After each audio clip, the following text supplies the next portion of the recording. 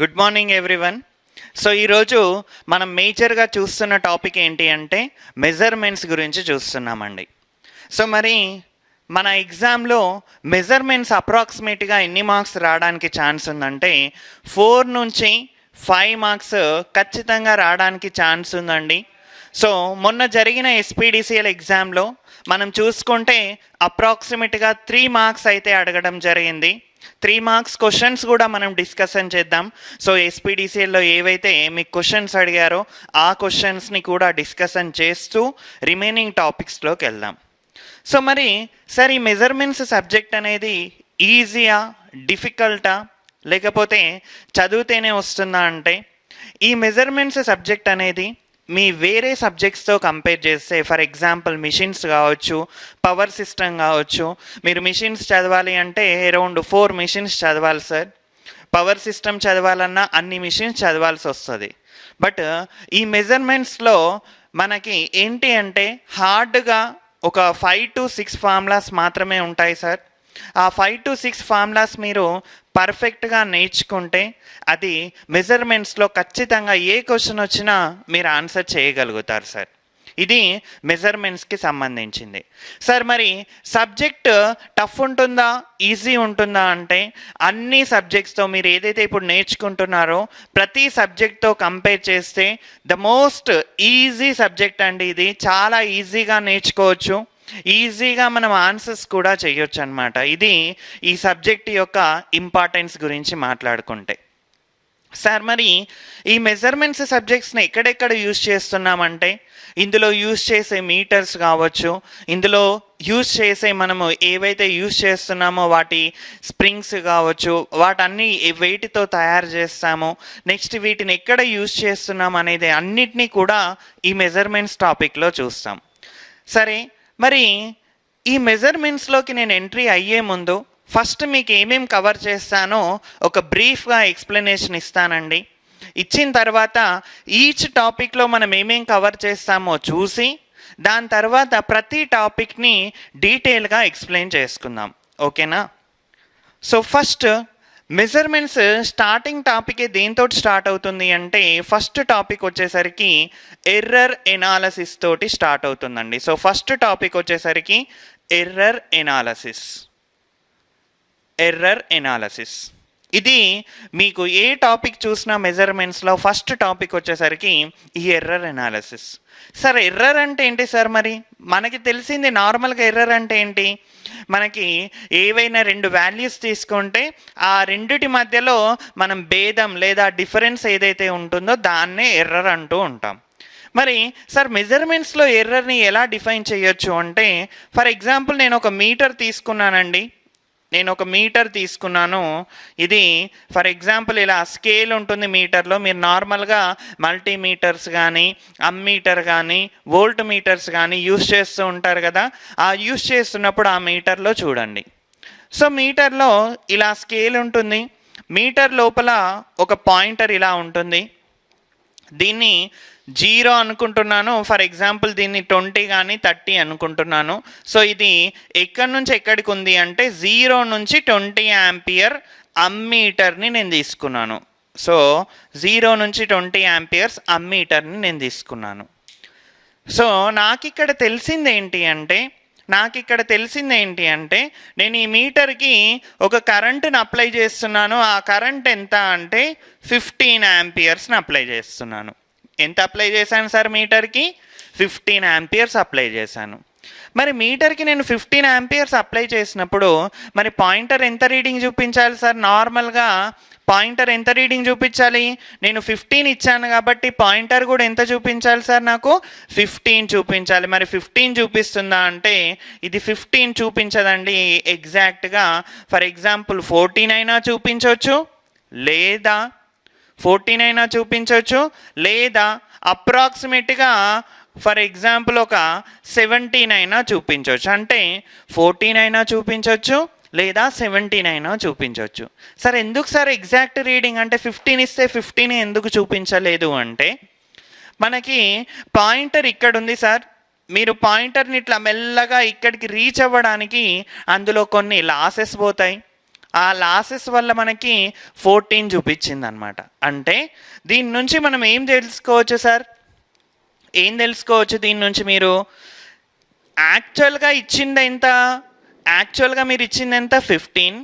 But సరే 17 అయితే ఇప్పటికైతే ప్రస్తుతానికి పక్కన పెట్టేసేయండి, తర్వాత ఎక్స్ప్లెయిన్ చేసుకుందాం. యాక్చువల్గా మీరు ఇచ్చింది 15, బట్ పాయింటర్ ఎంత చూపిస్తుంది సార్? 14 చూపిస్తుంది.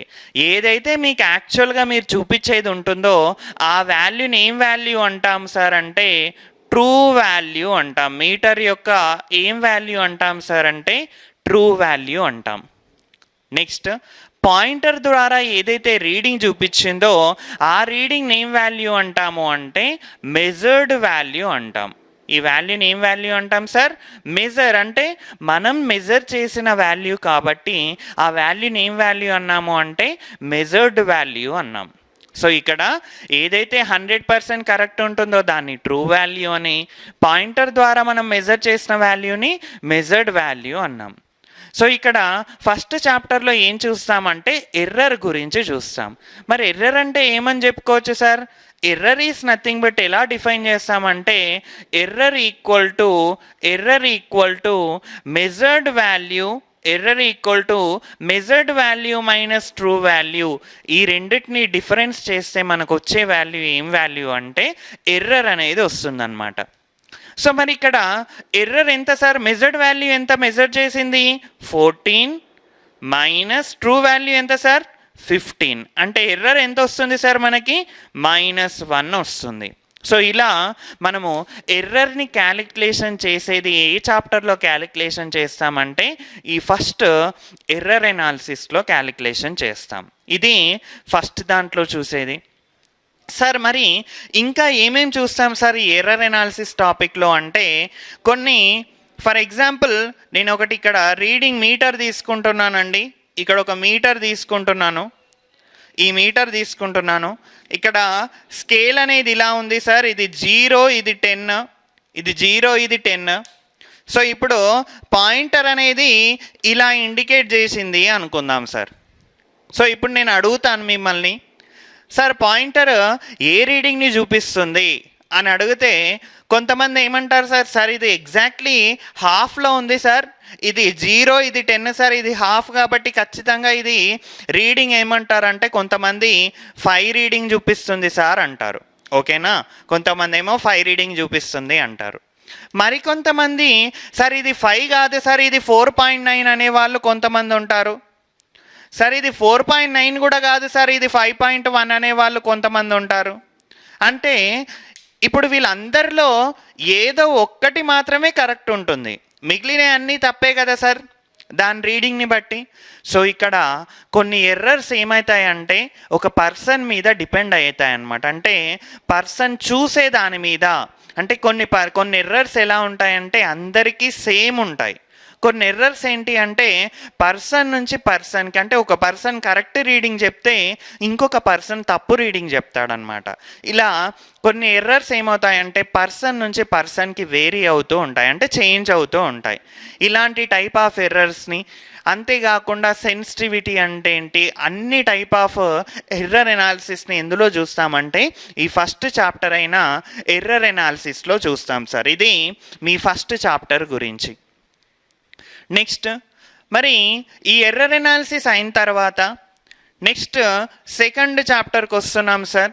సెకండ్ చాప్టర్ వచ్చేసరికి మీకు వెరీ వెరీ ఇంపార్టెంట్ అండి. ఎగ్జామినేషన్ పాయింట్ ఆఫ్ వ్యూలో మీకు ఎక్కువగా క్వశ్చన్స్ ఏ చాప్టర్ నుంచి అడుగుతున్నారు అంటే ఈ సెకండ్ చాప్టర్ నుంచే అడుగుతున్నారు. మరి ఈ సెకండ్ చాప్టర్ దేనికి సంబంధించింది అంటే మెజరింగ్ ఇన్స్ట్రుమెంట్స్. సెకండ్ చాప్టర్ దేనికి సంబంధించి సార్? మెజరింగ్ ఇన్స్ట్రుమెంట్స్కి సంబంధించింది. Very very important. Me examination point of వ్యూలో ఈ చాప్టర్ అనేది చాలా ఇంపార్టెంట్ సార్. ఏంటి? Measuring instruments. సార్ మరి మెజరింగ్ ఇన్స్ట్రుమెంట్స్లో మనం ఏమేమి చూస్తాము అంటే అసలు పాయింటర్ ఎందుకు డిఫ్లెక్షన్ అవుతుంది, పాయింటర్ ఇక్కడ నుంచి ఇక్కడికి ఎందుకు 0 నుంచి ఎందుకు మూవ్ అవుతుంది, పాయింటర్ మూవ్ అవ్వడానికి ఏమేం టార్క్స్ అవసరం అవుతాయి, Torx involved in the metre. Torx గురించి చూస్తాం సార్. ఫస్ట్ వన్ వచ్చేసరికి టార్క్స్ గురించి చూస్తాం. నెక్స్ట్ ఈ మెజరింగ్ ఇన్స్ట్రుమెంట్స్లో ప్రిన్సిపల్ ఆఫ్ ఆపరేషన్స్ గురించి చూస్తాం సార్. ప్రిన్సిపల్స్ ఆఫ్ ఆపరేషన్, అసలు ఆపరేషన్ ప్రిన్సిపల్ ఏముంటుంది ఈ మీటర్లో, ఆపరేటింగ్ ప్రిన్సిపల్స్ అంటే ఏంటి చూస్తాం. నెక్స్ట్ టార్క్స్లో మనం ఏమేం టార్క్స్ చూస్తామంటే 3 టైప్స్ ఆఫ్ టార్క్స్ చూస్తాం సార్. ఒకటి డిఫ్లెక్టింగ్ టార్క్ అని, నెక్స్ట్ కంట్రోలింగ్ టార్క్ అని, నెక్స్ట్ డాంపింగ్ టార్క్ అని. వీటి గురించి డీటెయిల్గా ఎక్స్ప్లెయిన్ చేస్తాను సార్ మళ్ళీ ఈచ్ టాపిక్లోకి వెళ్ళినప్పుడు. ప్రస్తుతానికి మాత్రం మనం ఈ టాపిక్స్లో ఏం చూస్తున్నామో చూద్దాం. Next different types of meters కూడా చూస్తాం సార్. ఆ మీటర్స్ ఏంటి అంటే PMMC type, permanent magnet moving coil type, next moving iron type of, next electromagnet moving coil type EMMC, next electrostatic volt meter nothing but ESV, next thermal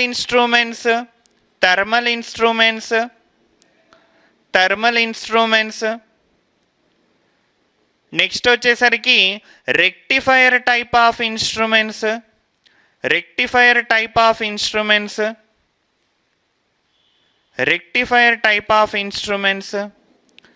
ఇవన్నీ కూడా ఏ చాప్టర్లో చూస్తాం sir అంటే ఈ సెకండ్ చాప్టర్లోనే చూస్తాం.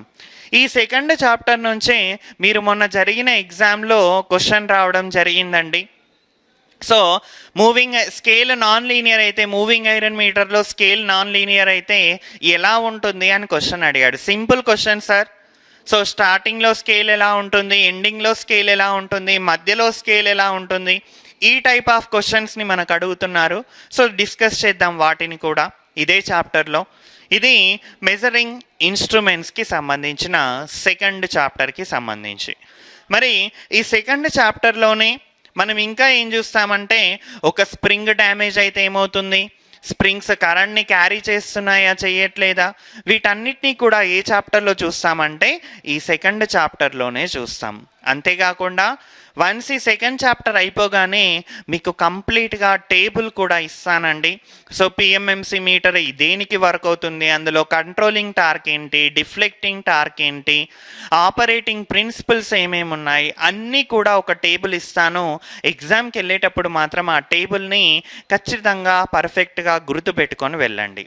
ఇది సెకండ్ చాప్టర్కి సంబంధించి. నెక్స్ట్ థర్డ్ చాప్టర్ అండి. థర్డ్ చాప్టర్ మెజర్మెంట్ ఆఫ్ దేనికి సంబంధించింది అంటే పవర్కి సంబంధించింది. సో థర్డ్ చాప్టర్ వచ్చేసరికి measurement of power. So third chapter వచ్చేసరికి మెజర్మెంట్ ఆఫ్ పవర్. సార్ మరి ఈ చాప్టర్లో దేని గురించి చూస్తామంటే పవర్ మెజర్మెంట్స్లో మనకి ఎన్ని వాట్ మీటర్స్ అవసరం ఉంటుంది, సో వాట్ మీటర్స్ని మనం ఎలా కనెక్షన్ చేయాలి, ఎలా చేస్తే వాట్ మీటర్ రీడింగ్ వస్తుంది. మళ్ళీ ఇక్కడ మీకు మొన్న జరిగిన ఎగ్జామ్ ఏదైతే ఉందో ఎస్పీడీసీఎల్ ఎగ్జామ్లో ఇక్కడ నుంచే మీకు క్వశ్చన్ రావడం జరిగిందండి మెజర్మెంట్ ఆఫ్ పవర్ నుంచే.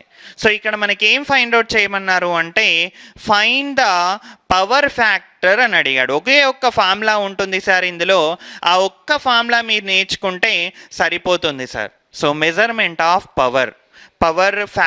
Measurement of power factor. ఇది మనం ఏ చాప్టర్లో చూస్తాము అంటే థర్డ్ చాప్టర్లో చూస్తాం measurement of power. First chapter error analysis, second chapter measuring instruments, third chapter వచ్చేసరికి మెజర్మెంట్ ఆఫ్ పవర్. నెక్స్ట్ ఫైనల్గా ఫోర్త్ చాప్టర్కి వచ్చేసాం సార్. ఫోర్త్ చాప్టర్ వచ్చేసరికి మెజర్మెంట్ ఆఫ్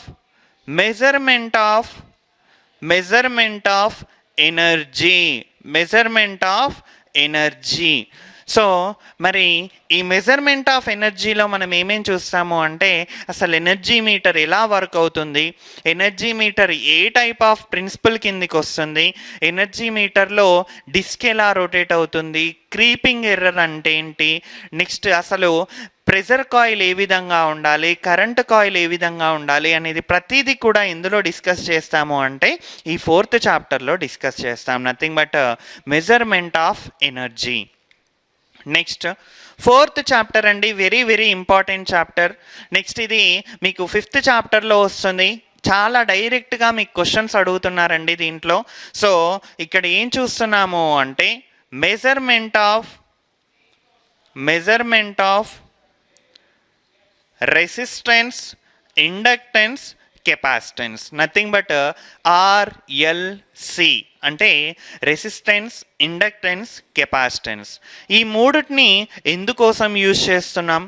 సో వాటిని మెజర్ చేయాలి అంటే ఏ టైప్ ఆఫ్ సర్క్యూట్స్ని యూజ్ చేయాలి, ఇవన్నీ కూడా ఏ చాప్టర్లో చూస్తాము అంటే ఈ మెజర్మెంట్ ఆఫ్ RLCలో చూస్తాం. అంటే ఈ ఫర్ ఎగ్జాంపుల్ రెసిస్టెన్స్ తీసుకున్నాము అనుకోండి, రెసిస్టెన్స్ తీసుకుంటే మనకి లో రెసిస్టెన్స్ అని, మీడియం రెసిస్టెన్స్ అని, నెక్స్ట్ వన్ వచ్చేసరికి హై రెసిస్టెన్స్ అని 3 విధాలుగా క్లాసిఫికేషన్ చేస్తామండి. లో రెసిస్టెన్స్ అని, మీడియం అని, హై రెసిస్టెన్స్ అని. ఈ రెసిస్టెన్స్ని బేస్ చేసుకొని మనం దేన్ని మెజర్ చేస్తాము అంటే ఈ RLC అంటే రెసిస్టెన్స్ కాంపోనెంట్ ఏ టైప్ ఆఫ్ బ్రిడ్జ్ సర్క్యూట్స్ని యూజ్ చేయాలి, ఏ మెథడ్స్ యూజ్ చేయాలి అనేది చెప్పేది ఏంటి అంటే ఈ మెజర్మెంట్ ఆఫ్ RLC అన్నమాట. సో ఇక్కడ వీటి గురించి చూస్తాం. నెక్స్ట్ మెజర్మెంట్ ఆఫ్ RLC అయిపోయిన తర్వాత నెక్స్ట్ చాప్టర్ వచ్చేసరికి కరెంట్ ట్రాన్స్ఫార్మర్స్, నథింగ్ బట్ దీన్ని ఏమంటాము అంటే CT అంటాం. Current transformer and potential transformer, nothing but దాన్ని ఏమంటాము అంటే PT అంటాం అనమాట. అంటే current transformer, potential transformer, nothing but CT and PT. ఇవి మెజర్మెంట్స్లో మీకున్న సిలబస్. ఏమేమి ఉన్నాయి sir? First error analysis, measuring instruments, measurement of power, measurement of energy, measurement of RLC, next current transformer మరియు పొటెన్షియల్ ట్రాన్స్ఫార్మర్. మరి మనము ఎగ్జామినేషన్ పాయింట్ ఆఫ్ వ్యూలో ఎక్కువగా వేటి మీద కాన్సన్ట్రేషన్ చేయాలి అంటే మాత్రం ఫస్ట్ మీరు ఏ సబ్జెక్టుతో స్టార్ట్ చేస్తారు, ఏ చాప్టర్తో స్టార్ట్ చేస్తారు అంటే మెజరింగ్ ఇన్స్ట్రుమెంట్తో స్టార్ట్ చేయండి. దీనికి ఏ చాప్టర్తో రిలేషన్ లేదండి. సో మీరు ఏ చాప్టర్ని స్టార్ట్ చేసినా ప్రాబ్లం అనేది లేదు. మన మిషన్స్లో కనుక తీసుకుంటే ఖచ్చితంగా ఒకటి స్టార్ట్ చేసిన తర్వాతనే ఇంకోటి స్టార్ట్ చేయాలి. బట్ ఇక్కడ మెజర్మెంట్స్లో మాత్రం మీరు ఏ చాప్టర్ స్టార్ట్ చేసినా ప్రాబ్లం అనేది లేదు. ఎందుకంటే ప్రతి చాప్టరు ఒకదానికి సంబంధం అనేది ఉండదన్నమాట. బట్ స్టార్టింగ్లో మనం ఏమైతే నేర్చుకుంటామో ఆ చాప్టర్లో ఇంపార్టెంట్ పాయింట్స్ అన్నీ నేను కవర్ చేసుకుంటూ వెళ్తాను. నెక్స్ట్ మెజర్మెంట్ ఆఫ్ ఇన్స్ట్రుమెంట్స్ అయిన తర్వాత నెక్స్ట్ ఏం చూస్తారు అంటే మెజర్మెంట్ ఆఫ్ పవర్ చూడండి. వన్స్ పవర్ అయిపోయిన తర్వాత థర్డ్ దేన్ని చూస్తారు అంటే మెజర్మెంట్ ఆఫ్ RLC కాంపోనెంట్స్ని చూడండి. RLC అయిపోయిన తర్వాత నెక్స్ట్ ఫోర్త్ దేన్ని చూస్తారు అంటే మెజర్మెంట్ ఆఫ్ ఎనర్జీని చూడండి. నెక్స్ట్ ఫిఫ్త్ వచ్చేసరికి CT PTని చూడండి. కరెంట్ ట్రాన్స్ఫార్మర్, పొటెన్షియల్ ట్రాన్స్ఫార్మర్ చూడండి. లాస్ట్గా దేన్ని చూస్తారు అంటే ఎర్రర్ ఎనాలిసిస్ని మాత్రం లాస్ట్లో చూడండి. ఇది కంప్లీట్ మీకున్న మెజర్మెంట్స్లో ఉన్న సిలబస్.